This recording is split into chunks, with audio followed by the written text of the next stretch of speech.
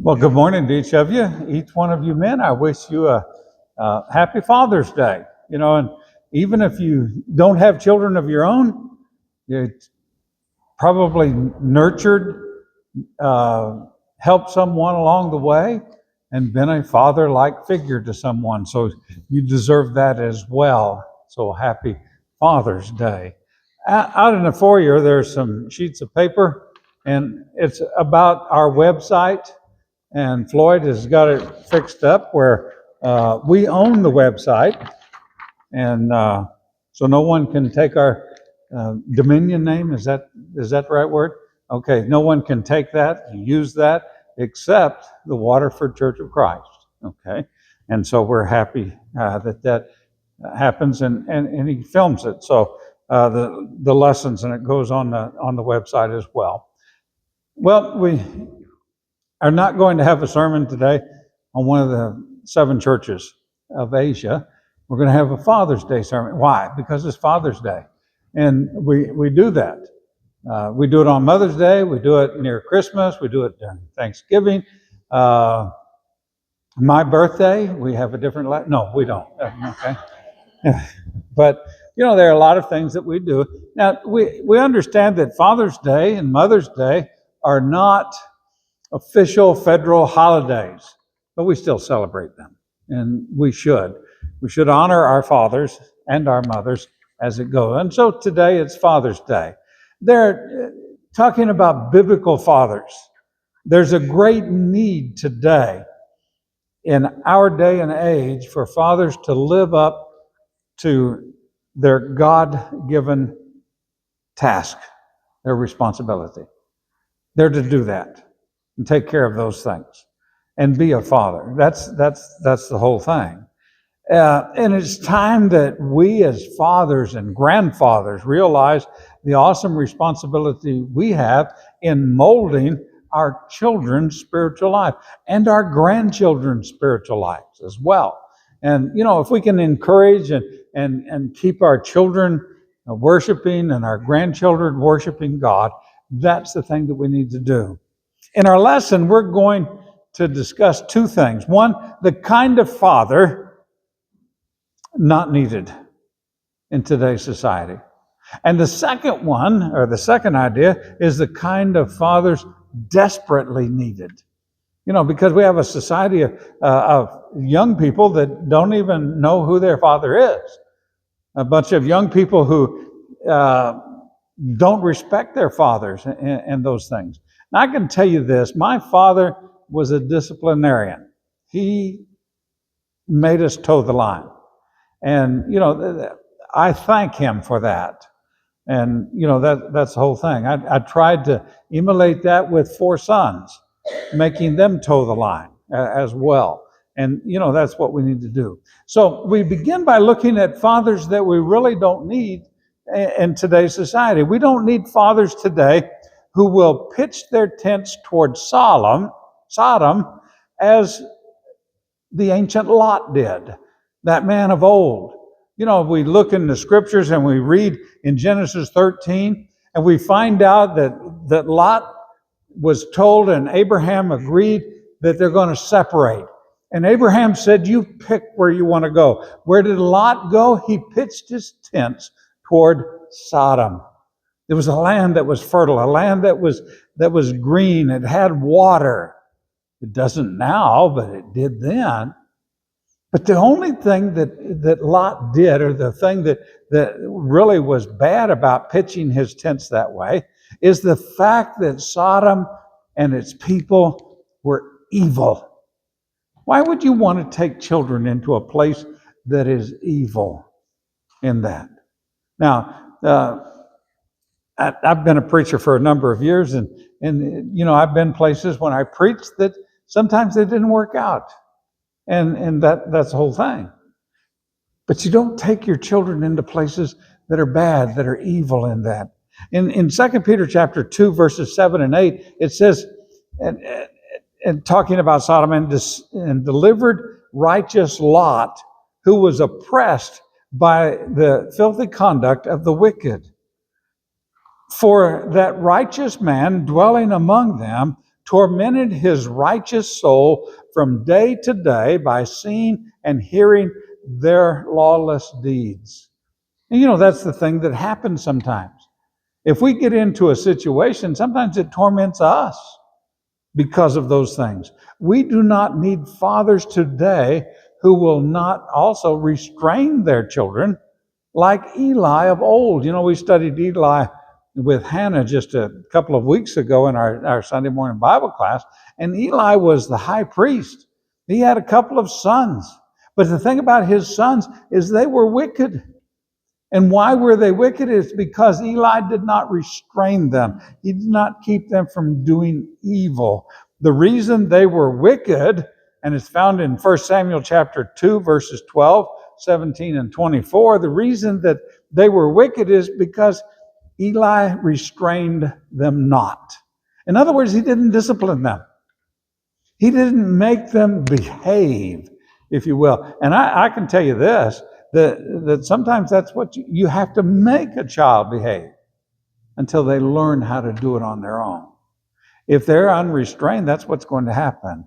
Ours is a permissive age.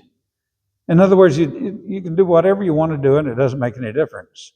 Fathers who are too permissive are the greatest enemy of a child. There's a two-letter word that we need to teach our children. And that word is no. And Joe pointed out sometimes, our wives, they hear the word no, but it only applies to what they want it to apply to. That's the same thing with children. They only recognize the word no when it's okay with them. Well, if we're too permissive as fathers, we're an enemy of that child. Because the prisons right now are full of men and women who had permissive parents. They allowed them to do whatever they wanted to do. In Proverbs 29 and verse 15, Solomon writes, "The rod of rebuke gives wisdom, but the child left to himself brings shame to his mother." It also brings shame to his father in that. There's nothing wrong with disciplining a child, and we need to do that. We do not need fathers today who practice theft, deception, and dishonesty, as did Achan in Joshua's day. If you remember what Achan did, he stole things that were supposed to be left alone when they took the city of Jericho. Don't take anything, God commanded them. Joshua commanded them the same way. But what happens is Achan takes some prized possession and he takes them and he puts them in and buries them in his tent. And the next thing that happens is Israel loses a battle. They find out who did it. Not only is Achan put to death, but his wife is put to death. And his children are put to death. All of those things because he was dishonest. He stole things. The practice of dishonesty marches rampant through the land today. Dishonest parents, dishonest people around them, or even idolizing people who are dishonest. I never imagined that a man who kills another man is loved by so many people. And I'm not talking about killing someone in war. I'm talking about murder. We see that. Even on TV, it's brought in where people will fall in love with an individual who commits murder. Well, we need fathers that are better than that. We do not need fathers today like the fathers who rear their children to speak as Ashdad did. Ashdad, in those things. In Nehemiah chapter 13, verse 23 and 24, it says, "In those days I also saw Jews who had married women of Ashdod, Ammon, and Moab, and half of their children spoke the language of Ashdod, and could not speak the language of Judah, but spoke according to the language of the one or the other people." Didn't speak their own language. Didn't speak the language of the parents. That's the training that we need to get into. Making spiritual application to this, we are getting farther removed all the time from the language of sound doctrine. They don't speak the language of the Bible anymore. And I'm not talking about the King James Version of the Bible. No one does that. What I'm talking about is spiritual things that are there.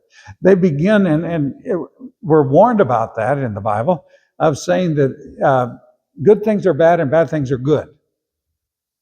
And they do that.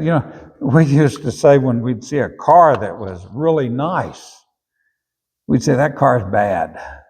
Did we really mean that it was bad? No, we meant that it was a good car. It was flashy. It was all of those things.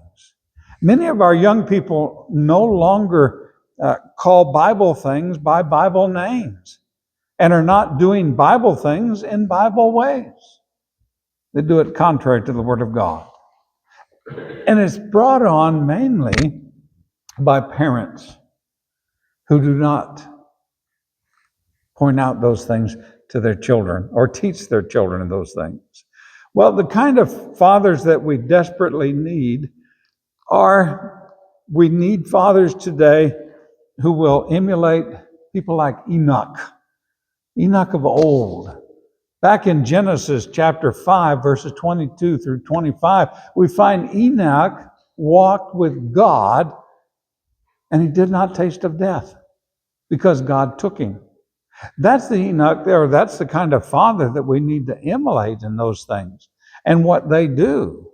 In Hebrews chapter 11 and verse 5, it says, by faith Enoch was taken away so that he did not see death and was not found because God had taken him.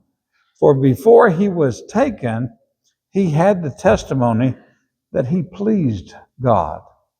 That's the kind of father that we need to look at in those things. Well, we also need fathers today that emulate Noah. We sometimes criticize people about their children, but you really can't criticize Noah about his children.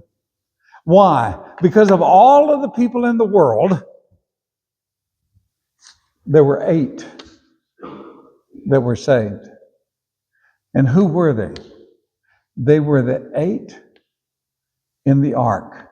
It was Noah, his wife, his 3 sons, and their wives.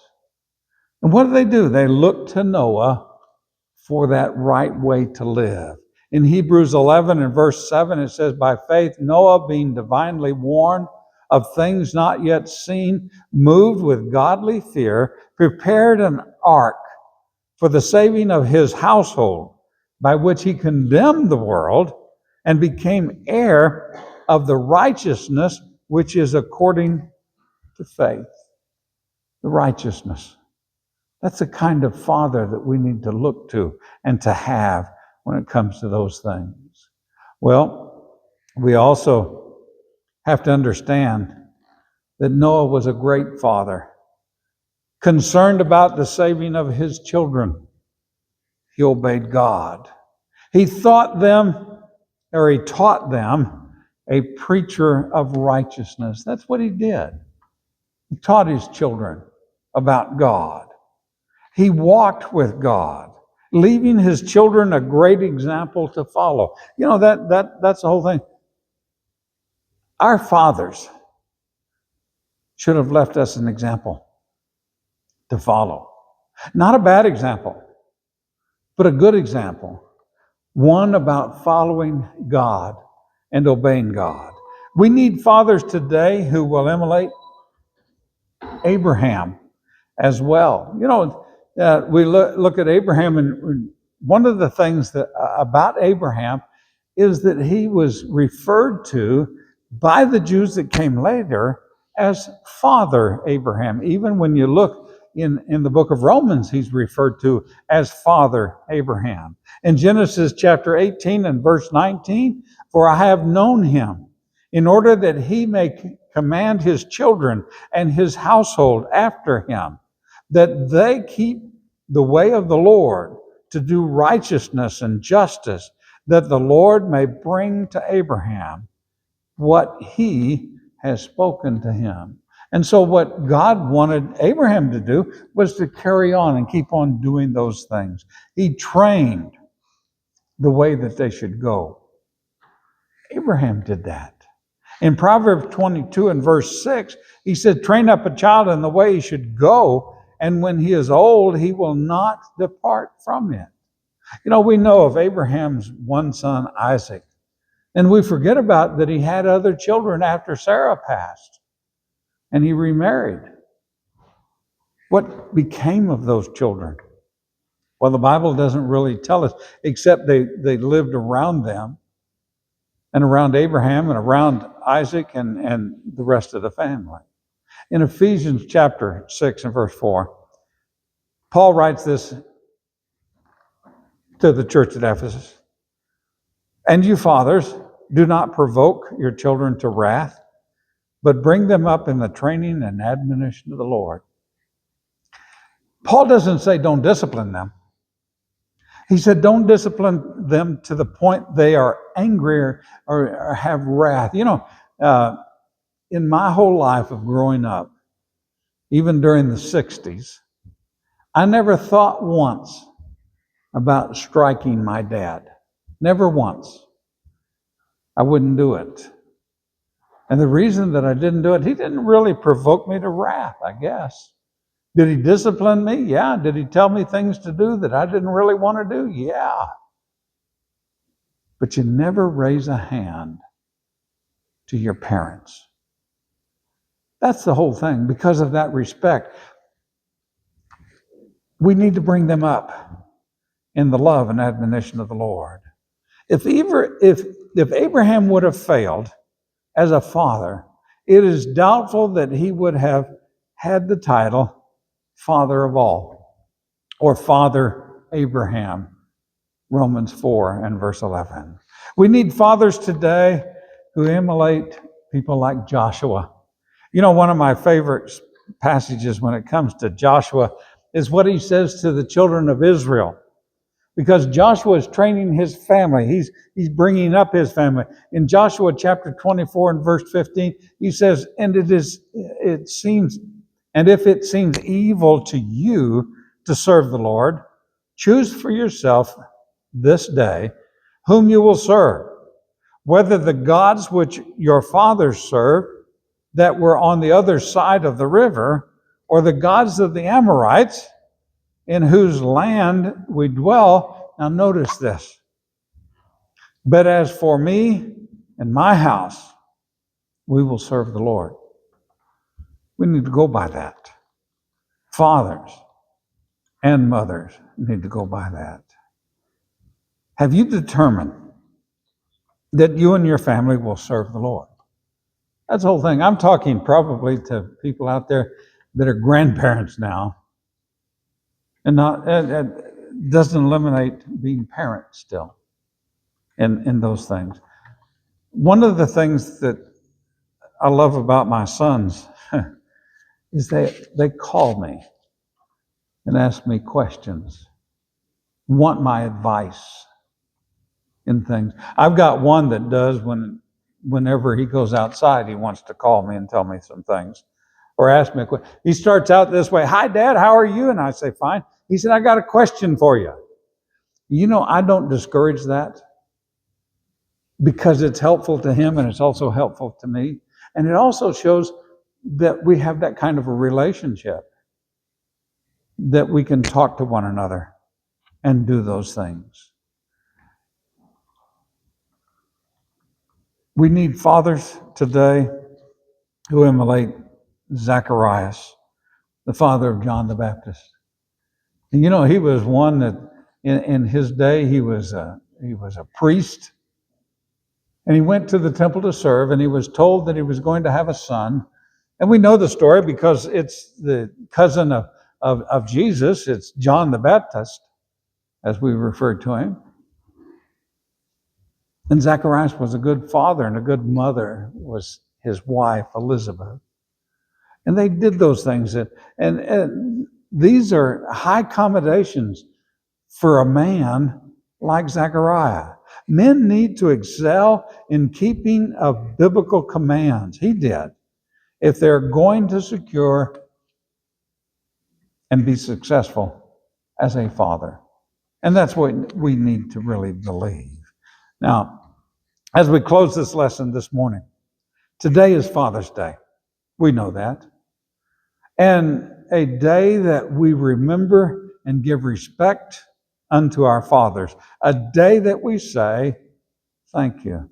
Now, probably a lot of you, your fathers are no longer around. Some of you may have your fathers around.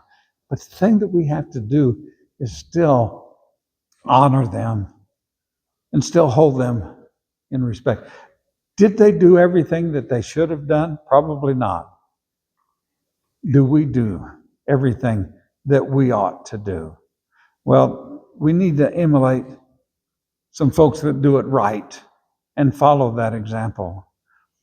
Are we being the kind of fathers that will be of spiritual benefit to our children? Are we doing that? Are we being the kind of fathers that are pleasing to God? Fathers, let's work harder in our obligation as fathers of our children. And again, remember that sometimes we get it right, and sometimes we get it wrong. We need to be men enough or fathers enough sometimes to say I was wrong and ask for forgiveness in those things. There's only one perfect father, and Floyd mentioned him at the table. That one perfect father, and we stand before him, and we will stand before him, and give an answer for what we have done with our children. Are we walking as a man of God should walk before God, before our families? Are we walking, or are you walking as women of God, as they should today? You know, that's the whole thing. We need to remember that we do those things and should do those things. Now, I believe probably everyone here is a Christian. Every man here is a Christian. And we need to follow God. We need to be an example to our children, to our grandchildren, to our great-grandchildren, whatever the case might be, of how to be a father, but also how to be a godly person. If you're one that has drifted from God and not been faithful, you have a chance to return to him and pray. And we'll pray with you and for you. Whatever you need this morning, we're going to give you that opportunity while together we stand and we sing this song of encouragement.